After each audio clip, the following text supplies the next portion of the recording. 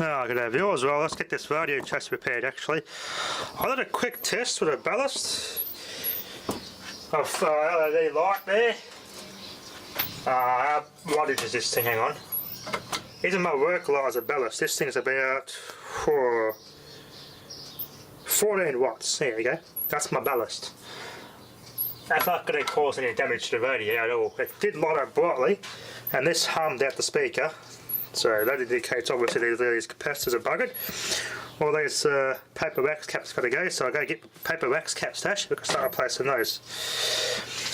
These did ESR a little bit off spec, but they weren't shorted or open. They're just in-circuit leaky sort of tests. I'm going to leave the thing ballasted the whole time after I replace all these paper wax caps, just for so don't damage the transformer if these capacitors do go bad, as always. But we did this as a test to see how this thing works. It's a Weldon brand radio, as it says in the door glass. I just it's from 1946. So I've got the schematic here too. I managed to find it. I will show you a picture of what it originally looked like. But shame it's not in its original cabinet. It's such a nice looking cabinet. Well, the door glass in the picture looks like the one that's here I have here, but I think this might be a console version. Looks something like that. Looks very similar. But I think this has got 3 knobs, this has got 4 knobs, and judging by the knobs they're not in a line. The band selector knob's kind of up. It's like it's not straight in a line, so that's typical for a console sort of a radio there.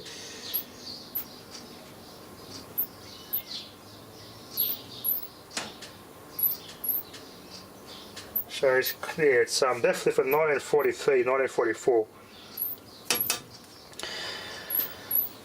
That's the aerial there too, so I might have to modify the chassis, the W radio phone. But the front's going to be a challenge. I don't want to damage it unless I change the dial on this one to suit it. But I might even make my own little cabinet for this. We'll see how we go. But anyway, let's go start replacing these capacitors. Okay, well we'll start to replace all the point 1s and the point 2s have been done. No idea what sort of capacitor this is, but I have to check the schematic for that. Looks like an early AWA one. There's a capacitor here which is Bakelite coated, or plastic sealed rather. Another one here which is tar sealed. But we'll let's see how it goes now. Set my ballast up and we'll test it. Plug that in. Let's see if there's any difference here.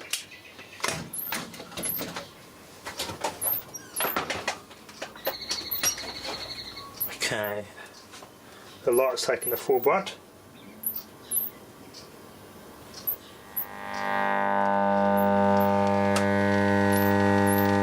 Same thing.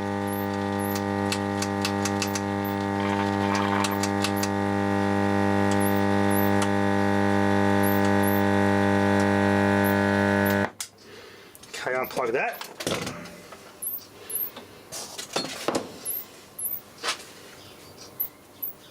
Okay, well that's what I did the first time. I don't want to do it for too long like that because it's not really good. So let's, what have I got here? I've got a .0 one here to get rid of. Let's get rid of that one. Yeah, it's been chewed by something there. Let's get rid of that. That's for the tone control anyway, but we'll get rid of it. And we'll move on to the rest of the capacitors. So it's probably going to be electrolytics. These are only 40 volt. Okay, 10 microfarad, 40 volt, 25 microfarad, 40 volt. 8 microfarad, which we don't have any 8 microfarads.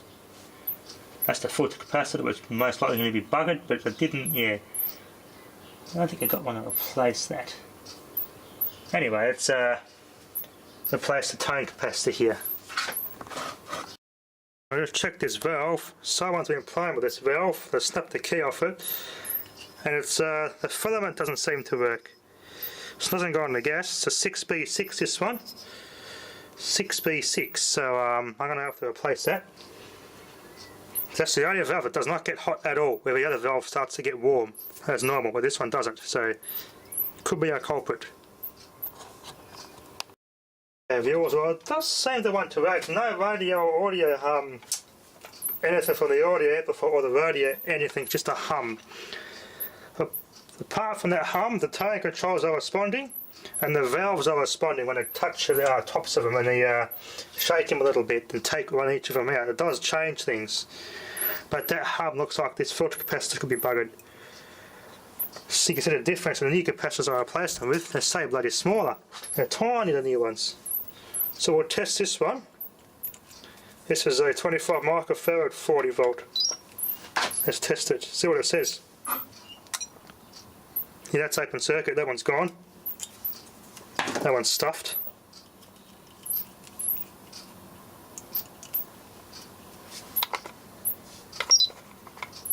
Retest this, the next one. Nothing. Doesn't want to do anything. Okay, that one's buggered too.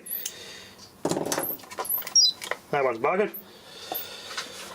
Well, I tested this other capacitor here, which I don't know what it is, but I just let's go. Discharging 4 volts left, 14.78 microfarad, 2.2 ohms. 14.78 microfarad. Can't really see it, but it's this little one down here. Focus on the bloody subject. Capacitor here with a label chewed off it, which goes on the audio valve and to ground. This filter capacitor 8 microfarad, 350 volts, which I just checked it with the. We've got like 450 volt surge on these capacitors as it warms up. Yeah, I think it's bad. Okay, well I'm going to have to get an 8 microfarad capacitor on that. I'll try replacing that filter capacitor. I bet that's what's wrong with it. Most likely, that hum's not doing anything. That's just like it's got no filter at all. I don't really have an 8 microfarad capacitor that's going to replace that. The closest I'll get is 10 microfarad. I can't seem to find any 8 microfarad capacitors anymore at that voltage. I can't look everywhere. Might have to just put a 10 microfarad in its place.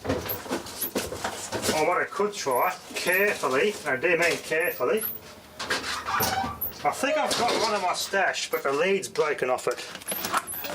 I want to see if that works, but I've got no way of repairing it there, because once the lead break off, I'm not going to, you can't fix them anymore. The aluminium part on an actual capacitor. I don't know how they're bonded, but they just cannot get them back on when they're broken. So I'm in the loss, so what I'm going to try is a capacitor to jump that filter out. I don't know what I'll try, but I'll try something else for now. Let's have a look.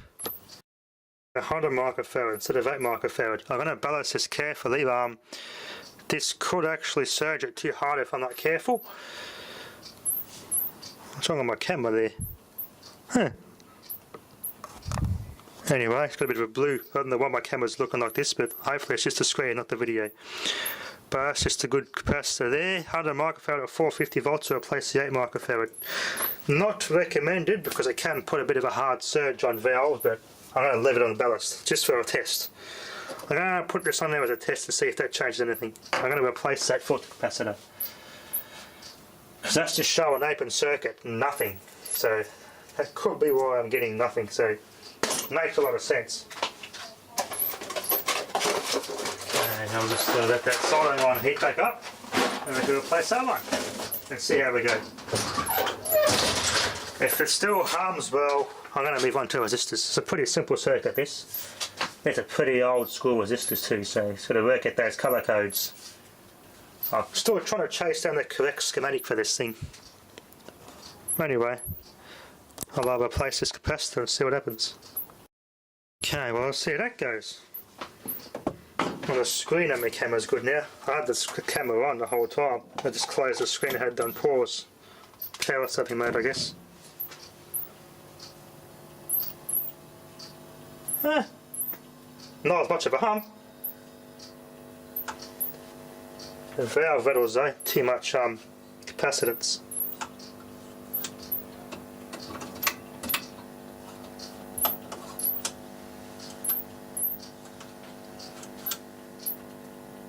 Definitely improve things.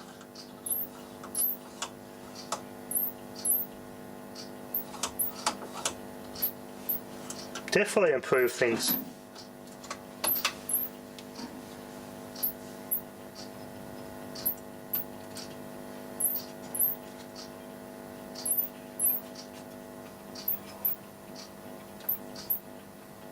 Response on the 6B6.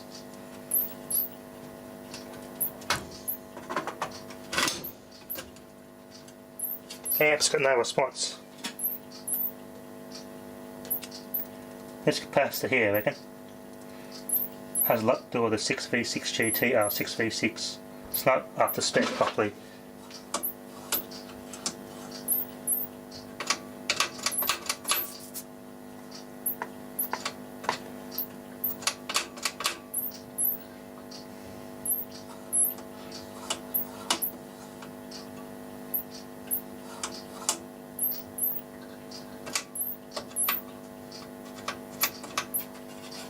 Oh well.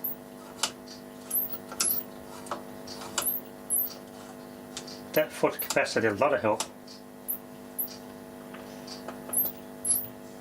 Be careful with touching things under here because it is high voltage.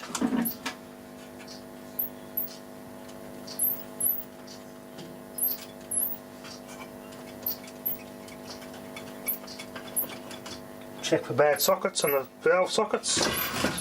Bit of a wobble.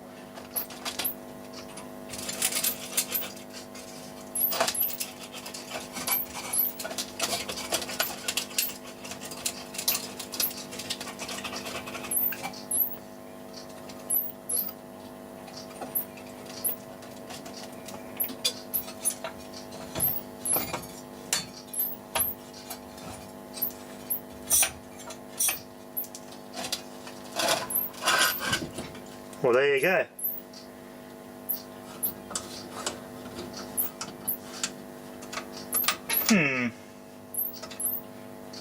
No, I'll go investigate further, I think. Resistors next, I think. Got that capacitor and this capacitor. 0.05.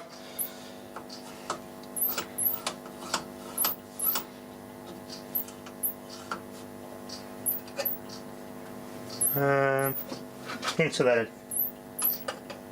Nothing. Nothing. Yeah, I have to just check the schematic on this thing now. I didn't jump out this capacitor and there was no change.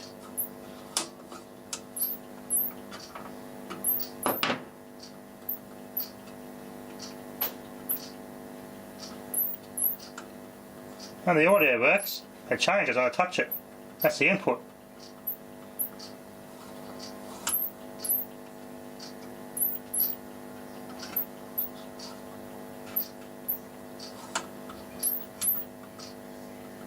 Okay, that's interesting. I touch that and I get a change in the audio.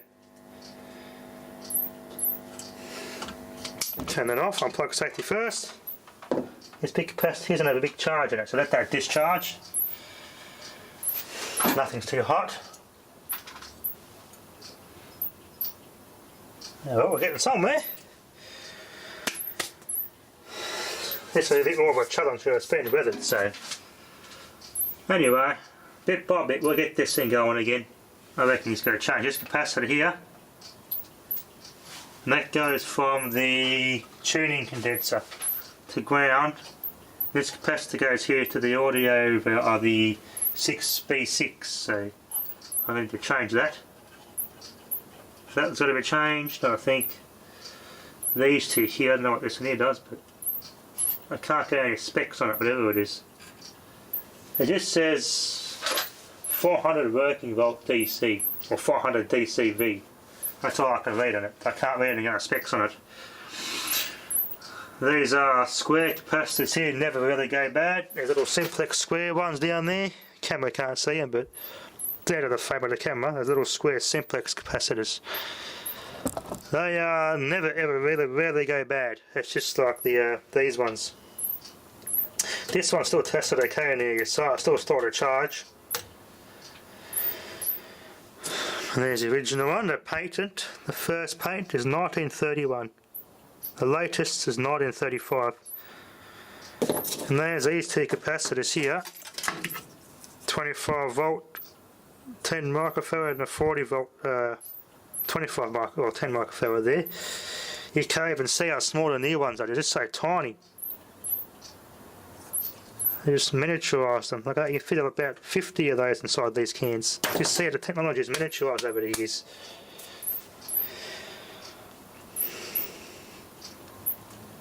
Now I am pretty sure that's the right connection because the wires are cut off that are actually the speaker output wires. I could be wrong. This could be one for the choker, one for the speaker. I have to probably desolder this or just try the top two.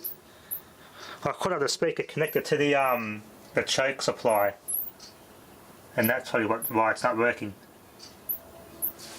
Or I could plug a transformer in these other two top pins, because this transformer would have been separate to the original speaker. Would have had two for the voice coil or two for the choke, the electromagnet, which acted as a choke in the power supply. Maybe that could be the problem. But anyway, I'll do some experimentation with this thing later. So, thanks for watching.